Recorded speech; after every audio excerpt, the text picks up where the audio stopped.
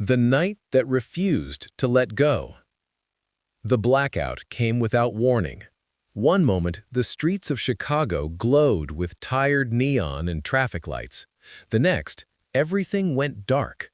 No trains, no street lamps, no warmth humming through buildings. Winter moved fast when the city stopped breathing. Noah Bell was already exhausted when the power died. She stood outside a locked cafe with numb fingers and a phone that would not turn on, staring at her reflection in the dark glass like it belonged to someone else. The interview had ended before it began.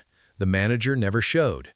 The email apologizing for unforeseen circumstances arrived too late to matter. She had $7, no coat thick enough for the wind, and nowhere left that would take her for the night. Snow fell sideways, sharp and relentless. Within minutes, her boots soaked through. Within 10, her hands stopped hurting. That scared her more than the cold ever had. Noah had survived worse things than a storm. Losing her mother at 19, dropping out of school to work double shifts, sleeping in her car when rent climbed faster than wages. She had learned to keep moving, to not stop. But the night did not care about lessons. She made it 3 blocks before her knees buckled. The hospital across the street looked unreal, glowing faintly on generator power.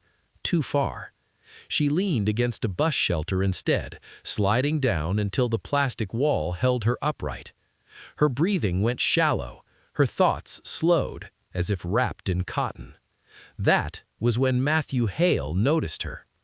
He had left the trauma ward later than planned, jaw tight from 12 hours of blood and alarms and decisions that could not be undone. He hated walking home, but the roads were frozen and his car sat useless in the garage. He almost passed the shelter. Almost. Something about the way she sat too still made him stop. Years of training sharpened his instincts. Stillness in cold was never peace. He crossed the street without thinking. "Miss?" His voice sounded too loud in the quiet. "Can you hear me?" Her eyes lifted but did not focus. Hypothermia, his mind supplied instantly. Moderate to severe. Dangerous. There was protocol. Call it in, wait for transport. There was also time slipping away. He shrugged off of his coat and wrapped it around her shoulders. Her skin burned cold through the fabric. "I'm taking you inside," he said, already lifting her. She weighed almost nothing, like a life thinning at the edges. Inside the hospital lobby, warmth hit like a wave. She shuddered violently, teeth chattering. Matthew broke rules that night.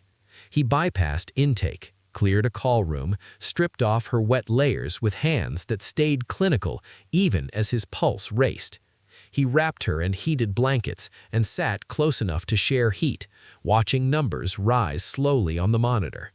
When color returned to her lips, she whispered, "Why did you stop?" He frowned.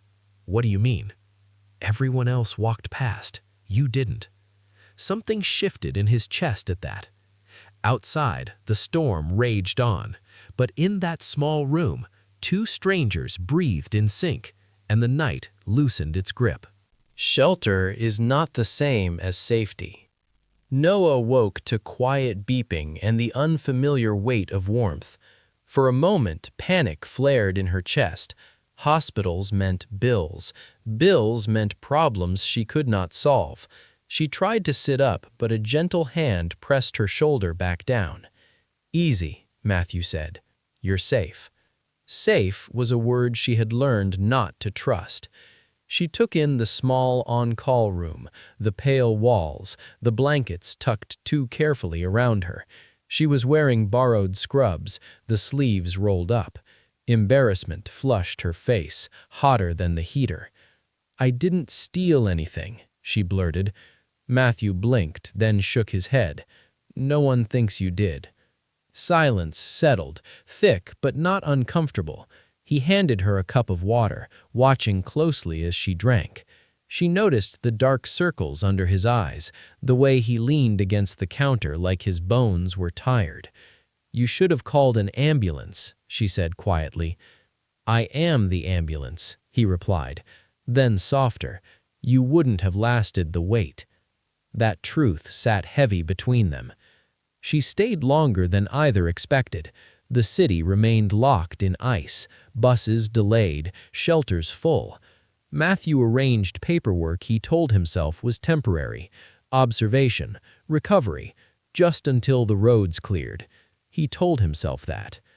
Noah watched him move through the hospital like he belonged everywhere and nowhere at once. Nurses greeted him with familiarity. Patients trusted him without knowing why. She had never known that kind of certainty. When he brought her soup, she finally asked, "Why help me?" He paused. "Because I know what it looks like when someone is pretending they're fine." Her chest tightened. She did not tell him she used to study architecture, that she once designed buildings meant to protect people from storms, that she quit after a mistake cost lives, that invisibility felt safer than failure. She only said, "I don't have a place to go." He nodded slowly, as if he had already guessed. "I have a spare room, short term, no strings." Strings were everywhere, but exhaustion won. She agreed. The truth she buried. Living in Matthew's apartment felt like walking inside a paused life. Everything had a place. Nothing was personal. The walls were bare except for one framed photo turned face down on a shelf. Noah cleaned without being asked, cooked cheap meals, stayed quiet. She learned his routines, early mornings, late nights, the way he washed his hands longer than necessary. He learned hers, how she woke from nightmares she never explained, how she flinched at sirens, how she never talked about the future. The truth came out by accident. A blueprint folder slipped from her bag one evening, pages spilled across the floor. Matthew froze. "These are structural stress maps," he said slowly, "not hobby sketches." Noah's hands trembled as she gathered the papers. "They're old." "No," he said, "they're recent, and good." The room felt too small. She told him everything then. The building collapse, the miscalculation, the inquiry that cleared her legally but not morally, the way her name vanished from firms overnight. "I stopped designing," she whispered, "because people died." Matthew's voice was quiet. "People die even when we do everything right. Not because of us." The distance between them changed after that. Heavier, sharper. He struggled with anger, not at her, but at the weight she carried alone. She struggled with the fear that he would see her the way she saw herself. Broken. Crossing lines that cannot be uncrossed. The letter arrived on a Monday. A developer planned to reopen the collapsed site. Same flaws, same shortcuts. Noah could not ignore it. She stayed up all night recalculating, rechecking, proving what she already knew. When Matthew found her surrounded by papers, eyes red, he understood immediately. "You don't owe them anything," he said. "I owe the dead," she replied. Speaking up meant exposure, backlash, legal risk. Matthew stood beside her anyway. He testified, publicly, used his reputation to force attention, crossed lines that could not be uncrossed. The media was cruel. The past resurfaced. Noah almost ran, but she didn't. When the project was halted, relief hit her so hard she collapsed into Matthew's arms, sobbing. This time, he held her without hesitation. After the thaw, spring came quietly. Noah returned to school, not to erase her past, but to rebuild with it. Ethics, safety, responsibility. Matthew took fewer shifts, learned to sit still. They did not rush love. They chose it, slowly, deliberately. No rescues, no debts. Just two people who had been unseen, learning how to stay.